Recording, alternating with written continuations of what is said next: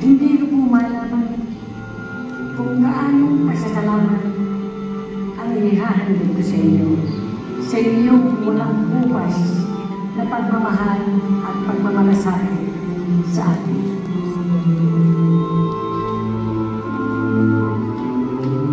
Catalina Mangajas de la Cruz o mas kilala natin Katie de la Cruz. Tanyag na Queen of Filipino Jazz at tinaguriang Reyna ng Vaudeville. Mula sa pagiging mga awit, sa mga sabungan, boxing at gesta, maging sa mga sinehan ay mabilis na umingay ang pangalan ni Katie sa hilera ng mga vaudevillista.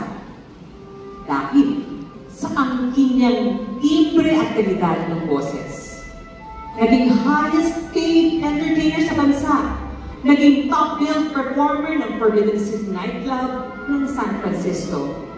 At inuring na Best Supporting Actress sa Famous Awards. Sa kanyang karera ay halos tumagal ng halos 8 dekada.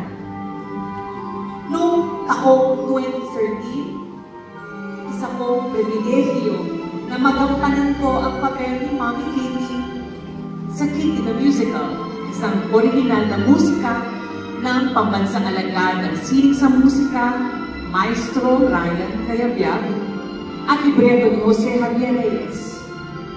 Ilang taon na ang lumipas pero nasa akin pa rin alaala ang kanyang boses, ng kanyang musika. Tunay na incomparable and indefatigable ang nag-iisang Katie de la Cruz.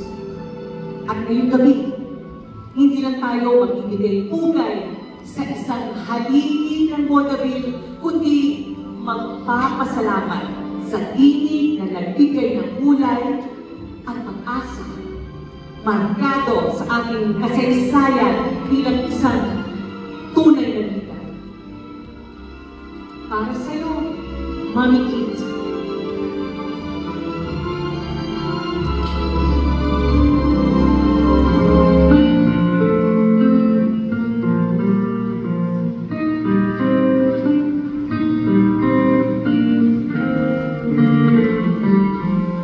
A tear fell when I saw you in the arms of someone. A tear fell when you left me all alone. A tear fell when you told me that your love was not for me. I miss the teardrops and miss you constantly. A fool am I, a fool am I.